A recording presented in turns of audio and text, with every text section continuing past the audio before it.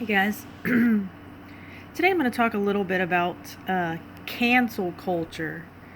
Um, it seems that between liberals and conservatives, they're going to find a reason to try to hate each other, of course, and then each side is going to blame the other side for cancel culture. Um, I'm sure most of you know what cancel culture is. It's a term, that when we disagree with something, we try to boycott it or we try to um, just completely erase its existence. Um, the biggest thing that has been in the media lately has been the whole Dr. Seuss thing. A lot of my conservative friends have kind of accused, like, I guess the people on the left of canceling Dr. Seuss, but that's not actually what happened. Dr. Seuss found some images in their books that they considered to be racially insensitive, so they canceled their own books. They canceled 6 of their own books. They didn't cancel them, they just discontinued. I'm going to show you some of the images that were in here, just so everybody can see what I'm talking about. I don't know if you can see this. Hold on. I hate my phone. I really do. Let me see. Let me try to get another image here. Hold on.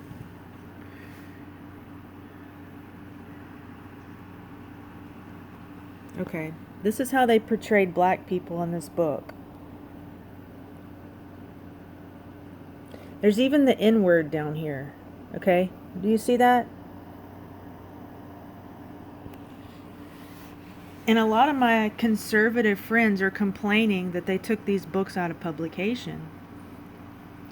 Guys, if you're a white American Christian, and this bothers me, okay? I'm not even a person of color, but this bothers me. There's the N-word right here in this book. So, just because something doesn't offend you doesn't mean that it's not offensive, or that, I think we live in a culture right now that people don't care if other people are offended. They accuse them of being snowflakes. They accuse them of being too soft, too sensitive, politically correct. But that one thing we lack in our society is empathy and trying to understand. We lack understanding in our culture, or at least, we're so quick to finger point, call names.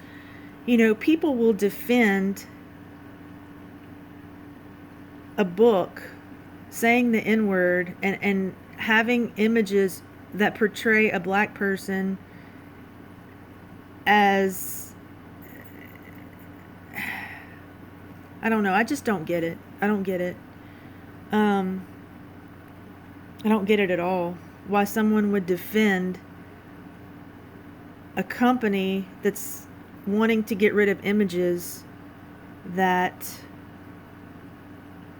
are offensive.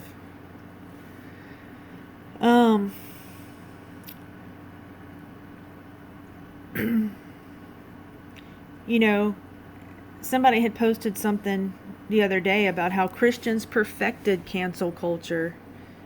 Christians have for years wanted to boycott Starbucks, wanted to boycott Nike. They tried to cancel Beth Moore whenever she came out with her statement about the dangers of politicizing things. She said that that Americans were falling for the cult of Trumpism, but she said don't fall into Bidenism either. And a lot of Christians, a lot of people on my feed were like, oh my God, she's lost her way, Because heaven forbid she touched Cyrus. Heaven forbid she, and a lot of people think that I'm not liberal or conservative. I am just somewhere in the middle, trying to find a place to fit in, but I don't. And I just see a lot of hypocrisy. I see a lot of just a lot of hate. I see a lot of insensitivity. I see a lot of Christians railing about cancel culture and, participating in culture wars. But, they seem to be more upset about Dr. Seuss taking out some images than they are about racism, than they are about poverty. Then, if they could get this worked up over 8,000 kids a day, 8,000 kids a day dying of hunger. Now that would be something.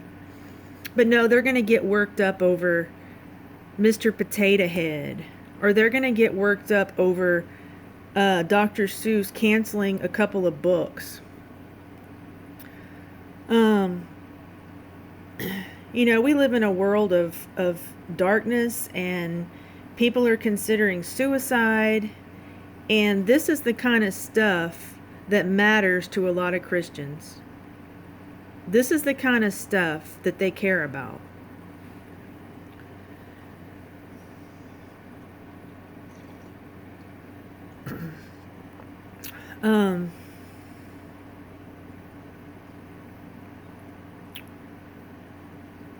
I don't know. I don't know. I'm sure I'll lose more subscribers with this video. Whatever. I know people would probably cancel me if, if I had a different view on, if I had a different view on eschatology than you, you'd probably cancel me. If I have a different view on, I had posted on the community part last night about vaccines. I'm not here to promote. I'm not here to have a pro or anti-vaccine stance on this channel. People, you're going to do what you want to do. Make an informed decision. I'm not here to tell anybody what to do in that area. But it's funny because I feel like that's become another point of contention among Christians. Christians are going to argue about vaccines. They're going to argue about masks. They're going to belittle. They're going to berate. They're going to, I don't know. I'm just at a point where I'm just burnt out. I'm burnt out. I'm just, when people look at Christianity, they want to see something different. They want to see love. They want to see acceptance. They want to see something different. And when we engage in all these culture wars, whenever we immerse ourselves in defending racist images, whenever we immerse ourselves in, whenever we care more about Dr. Seuss's Mr. Potato Head's gender than we do about kids dying of hunger, or the fact that our neighbor's kid committed suicide, or you name it. When we care more about these things, then it seems like we've just kind of lost our way a little bit. We should be marked by our love. And I know that we're all a work in progress. I know I fail sometimes. But I see so much us versus them. Today I was on a page that I follow. It was called Jeff and Jennifer Love Out Loud. It's this page where, hold on, let me go to it. Hold on. Anyway, I was on this page about Jeff and Jennifer Christie, Advocates for Life.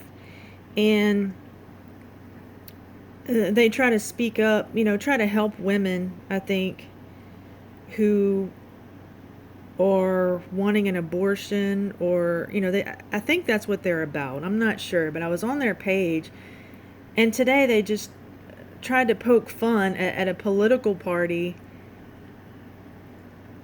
because of cancel culture.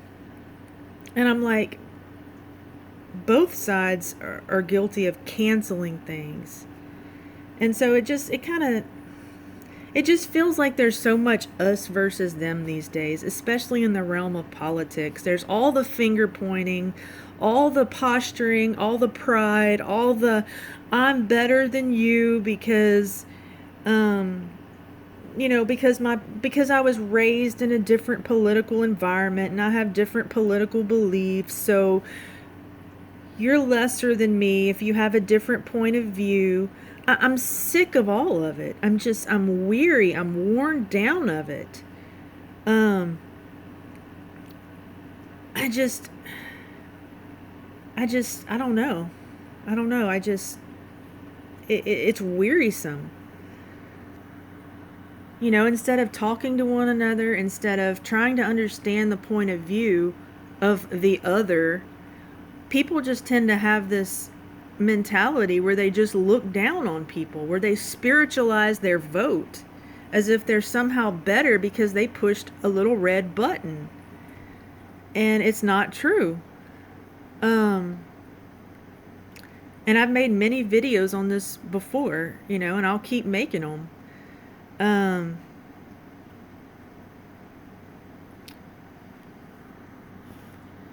Jesus didn't need the government. Jesus didn't need government power to manipulate the laws of his time. He changed the world through his power, through his love. He changed the world by healing and by restoring people. And if we're going to follow his example, then we need to realize that, I don't know. Anyway, another thing Christians tried to cancel. Mike Pence. Whenever Mike Pence disagreed with Donald Trump, whenever he didn't do what Donald Trump wanted him to do, there were people at the Capitol who had a noose, threatening to hang people. This is conservative Christians that are supposed to represent Jesus, and they represented him with a noose, wanting to hang people because of whatever was going on in the government. I don't get it. I don't get it. I don't get it. I don't get the Christian quest for power, for governmental control, because Jesus wasn't about those things. Jesus, they tried to make him king, and he said, no, I don't want to be king. He ran to the hills. He didn't want to be like a physical ruler king on earth. He said, I did not come to be served, but I came to serve others. And his example of how we should treat others is to love our enemies, to turn the other cheek, to turn our swords into plowshares, and to be a part of a different kingdom. We are not of this world. We are supposed to be new creations, and we are supposed to be marked by our love for one another, not by our hate, not by our wanting to retaliate. The Bible says never repay evil for evil. And that is what, a lot of Christians have, that mentality that, oh, we've got to repay evil for evil. When you do that, you're not acting like Christ. You're not following the teachings of Christ. You might justify your violence with a verse in the Bible, but you're not following Christ or his words or his examples. The Bible says the only time that we see God clearly, the only time, is through Jesus Christ. That is the only time, is through Jesus. The Bible says even whenever the Old Testament is read, it's like a veil. There's like a veil, because the only time we see Jesus, God clearly, is through Jesus. So people, one thing I found is people will try to take verses to justify harm, try to justify violence, try to justify, well, Jesus, they'll try to use some example. But they're forgetting that the teachings of Jesus: never repay evil for evil, love your enemies. And even when Jesus was on the cross and could have, when he was being tortured, the worst pain imaginable, instead of trying to retaliate, his plea was, Father, forgive them. They don't know what they are doing. He demonstrated perfect love. And perfect love looks like forgiving your enemies. Anyway, that's all I got.